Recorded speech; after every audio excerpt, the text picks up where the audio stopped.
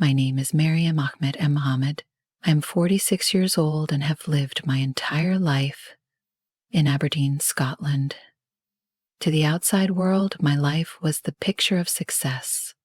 I was a respected accountant, married to my devoted husband, Yusuf. We had 3 beautiful children, Sarah, who had just turned 14, Idris, 11, and our youngest, Amina, only 8. Ours was a household wrapped tightly in love, and perhaps even more so in faith. Islam wasn't just a belief, it was the foundation of who I was. I prayed 5 times a day without fail, fasted every Ramadan, gave generously to charity, and had even completed Hajj twice. I wasn't just a participant in my faith, I was a pillar in my community. I could recite the Quran fluently, often called to lead gatherings or teach children. I even helped guide 2 colleagues into Islam, something I considered a badge of spiritual honor. Yusuf and I were united in our mission to raise our children as exemplary Muslims. Every decision, from what we ate to the stories we told, was filtered through our faith. And yet, even in the quiet of that deeply religious life, doubt would sometimes knock. Late at night, staring at the ceiling while the rest of the house slept, I found myself wrestling with questions I couldn't voice. Why would a merciful God condemn good-hearted non-punishments to eternal punishment? Why were women's voices and rights considered less in matters of testimony or inheritance?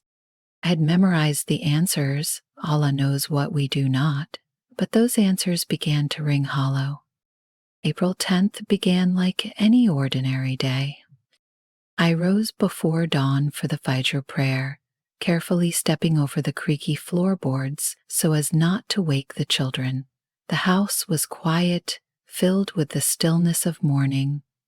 After prayer, I prepared breakfast, checking that Sarah had her schoolwork packed, Idris hadn't forgotten his lunch, and little Amina had brushed her hair properly. Yusuf kissed me on the cheek before heading out for work, and I grabbed my briefcase, ready for a meeting in Dundee. The air was unusually crisp and bright for an April morning in Aberdeen. The breeze carried a gentle fragrance of blooming cherry blossoms. As I drove, the Quran played softly in the background. Everything felt grounded, steady, blessed. But that illusion would not last. As I approached the motorway, I noticed a large industrial truck ahead of me, loaded with steel pipes stacked too high, bound by frayed straps that looked dangerously worn.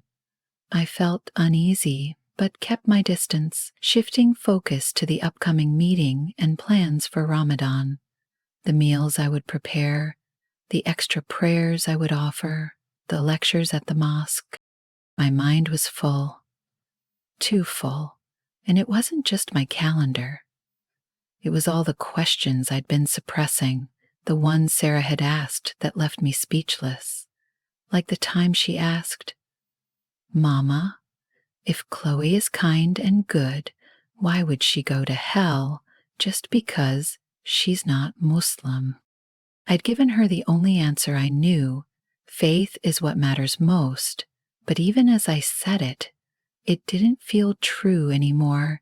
It felt hollow. Still, I kept driving. I told myself I'd deal with the doubts later, but later never came. The truck ahead hit a small bump. I watched helplessly as one of the straps snapped and the steel pipes shifted, then began to fall. One pipe, large and heavy, flew directly toward my windshield. Time fractured. I slammed the brakes, but it was too late. The pipe struck my car with deafening force, and the glass shattered like a scream frozen in time. I had one final thought before the darkness swallowed me. Ashhadu an la ilaha illallah. I bear witness that there is no God but Allah. Then, silence. When I opened my eyes, I wasn't in my car.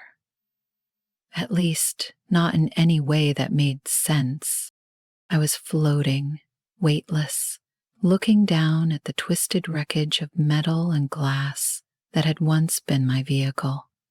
Paramedics rushed around it with urgency etched into their faces. The truck driver stood nearby, visibly shaken, clutching his head as he paced. A small crowd had formed, murmuring in low, uncertain tones, but none of it felt real.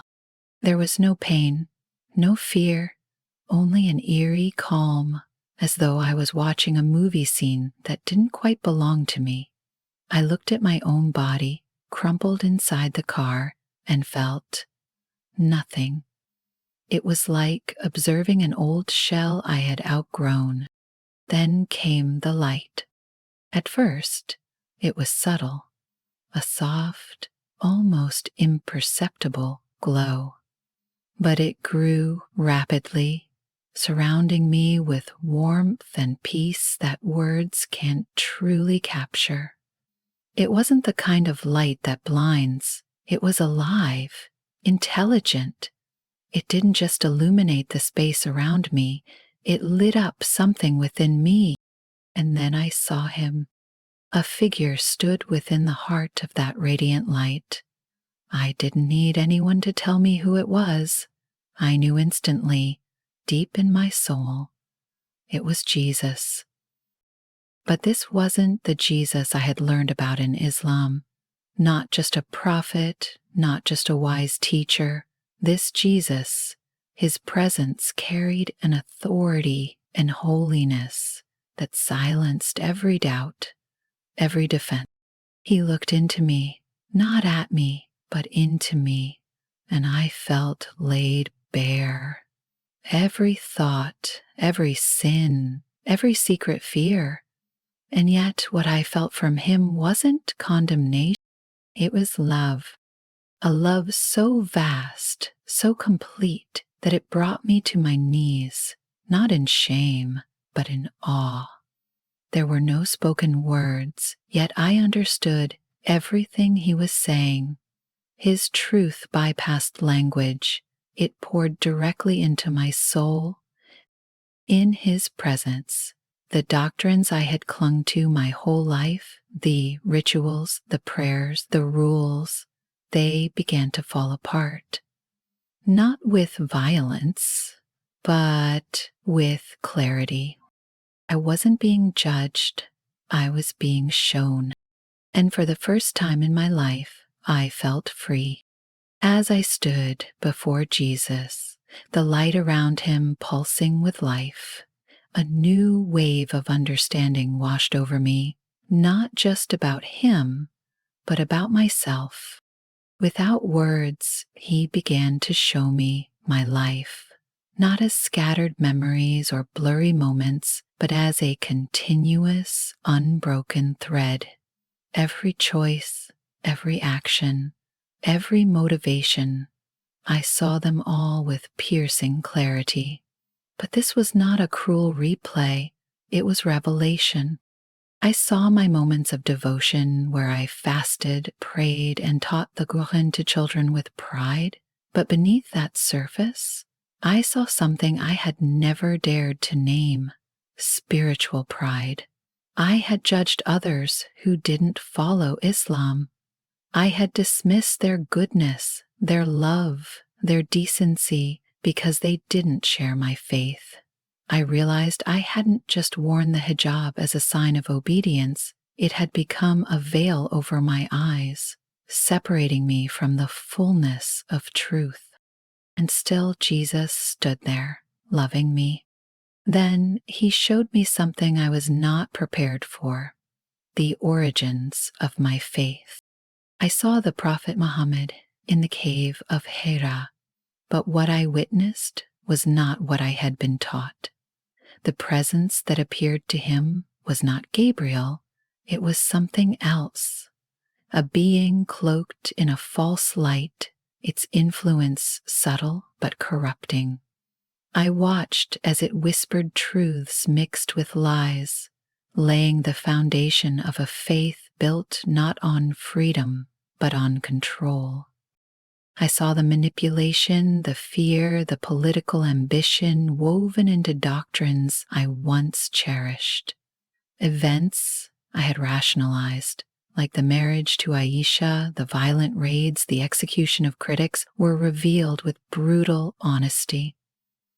There was no room for excuses anymore. And through it all, Jesus remained, his presence unwavering, his gaze full of sorrow, not anger. Then came perhaps the most devastating revelation.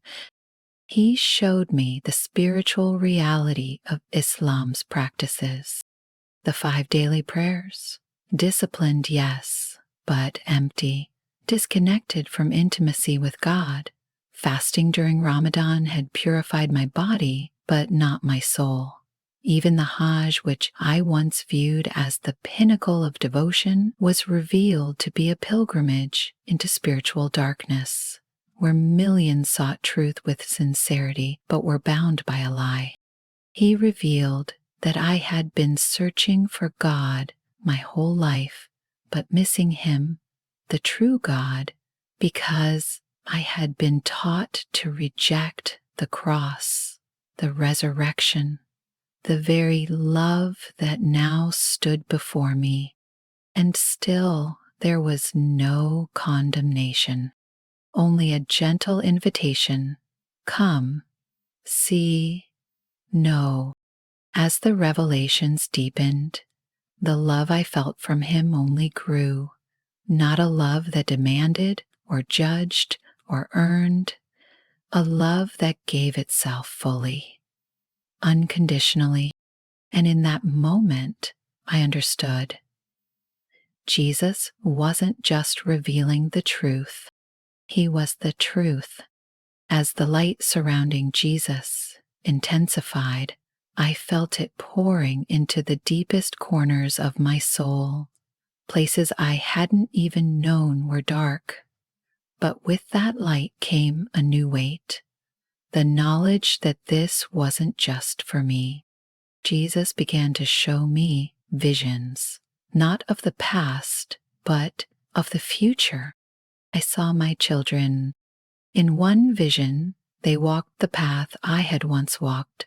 Sarah, my eldest, was teaching the Quran with the same certainty I had once felt. Idris grew into a confident young man, admired for his piety, but spiritually hollow. Amina, sweet and pure, blossomed into a modest young woman, devout, disciplined, and lost. Their lives seemed full on the outside, but I could see their souls, burdened, distant, searching for something they didn't know they lacked. And when their time came, I saw their separation from God. It was unbearable. Tears streamed down my face. This was my legacy, not their faith, but their blindness. Then He showed me another future, a future where my children found Him. Sarah's eyes were bright with freedom, her voice filled with joy as she spoke about Jesus. Idris, once so rooted in legalism, now radiated compassion and peace. Amina glowed with a light that only comes from knowing the living God. I could barely breathe from the relief. This wasn't just hope, it was a calling. I had a role to play, not to coerce, not to debate, but to live as a reflection of His love. To share my story no matter the cost, because the love Jesus had for my children was fierce and unrelenting. And it didn't stop there.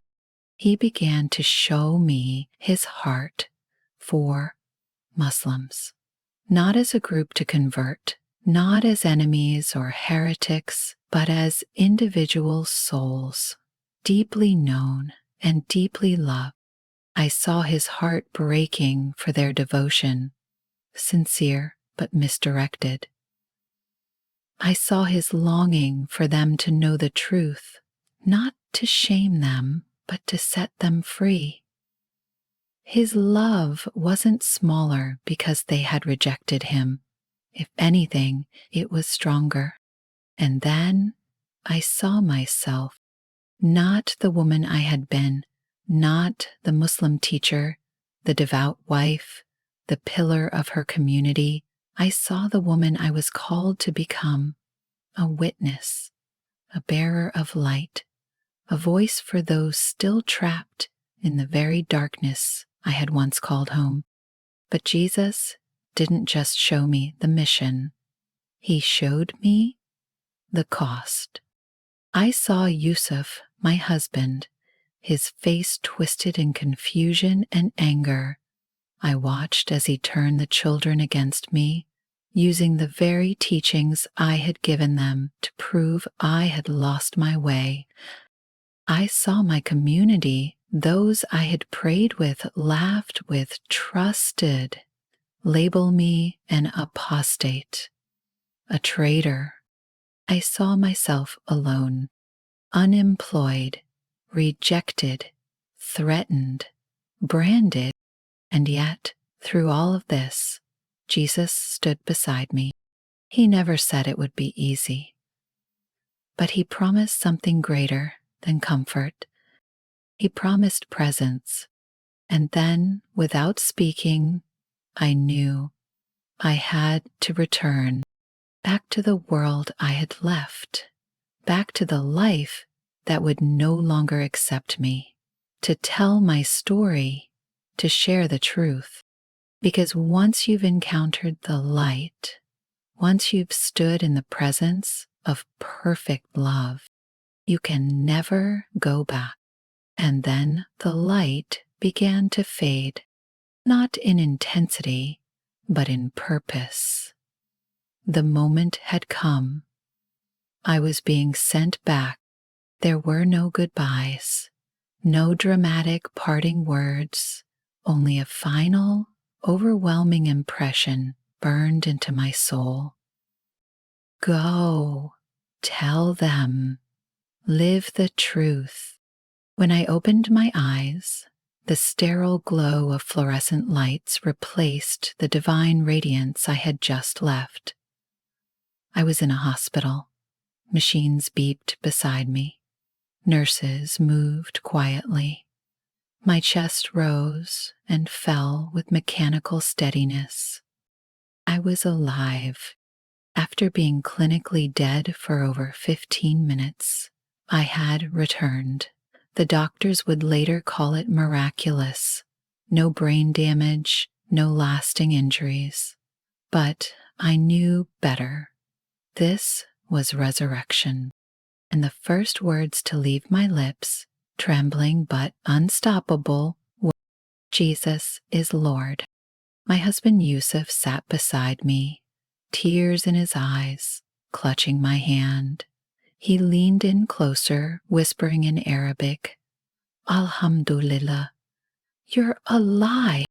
But then his expression shifted. He had heard me, heard the words that didn't belong to our world, to our faith. What did you say? He asked, his voice sharper now. Jesus is Lord, I repeated, softer, but certain. Everything changed after that. In the days that followed, I tried to explain, to share what I had seen, but Yusuf's relief turned to fear, then to fury. He accused me of blasphemy, of delusion, of betrayal. He brought in local imams, hoping they could bring me back. They quoted scripture, they reasoned, they warned, but nothing they said could touch what I had experienced. The truth was already carved into my soul. Soon the community heard. Whispers turned to glares, then to threats. I lost my job. Old friends stopped returning calls. On the street, people crossed to the other side when they saw me. Online, strangers spat hatred. Some even threatened my life. The life I had built, brick by brick, prayer by prayer, crumbled around me.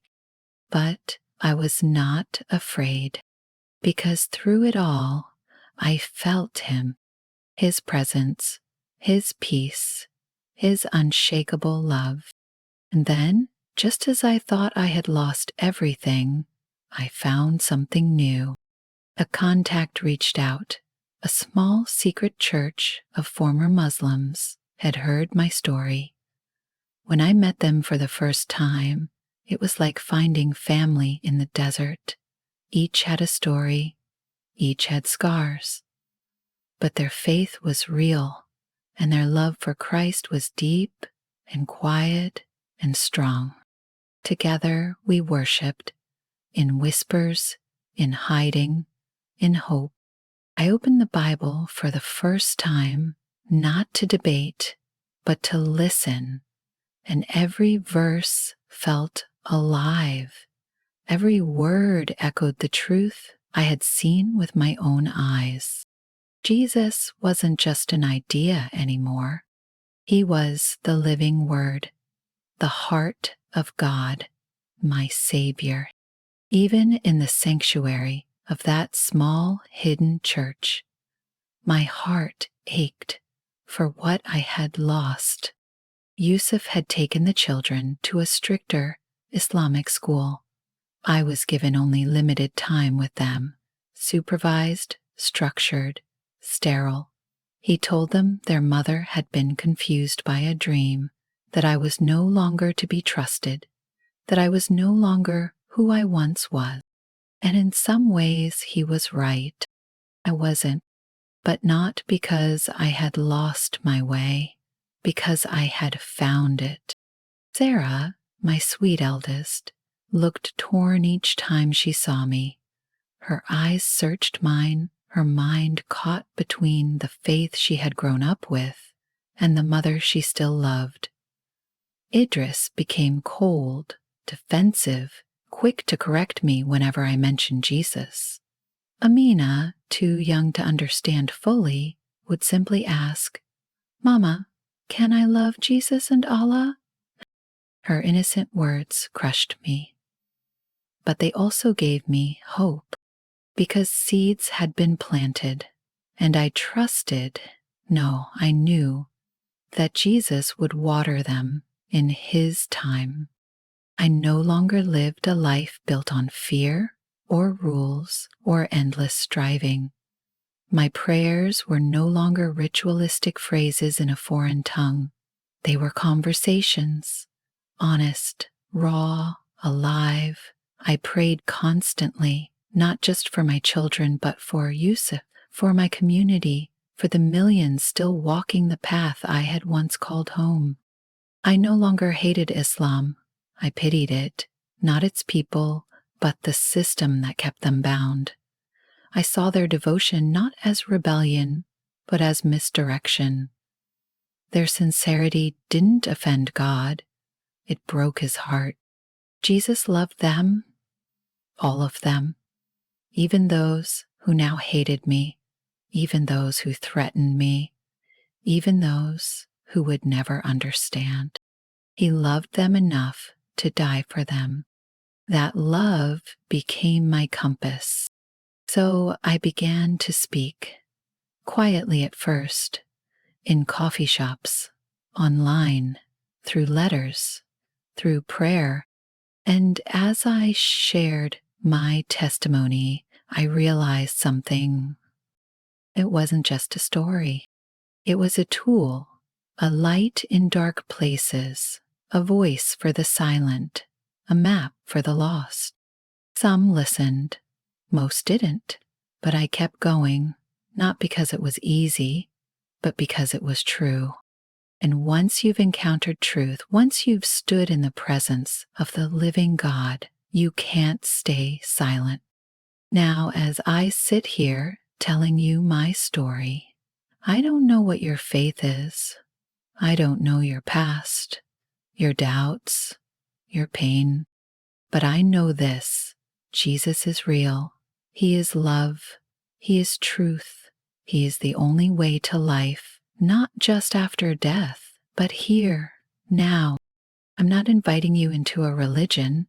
I'm inviting you into a relationship, one built not on shame or striving, but on grace. If my story has stirred something in you, don't ignore it. Ask the questions. Seek the light. Jesus isn't afraid of your doubts. He welcomes them. And He's been waiting for you, just as He waited for me. Because the truth, once you've met Him, there's no going back.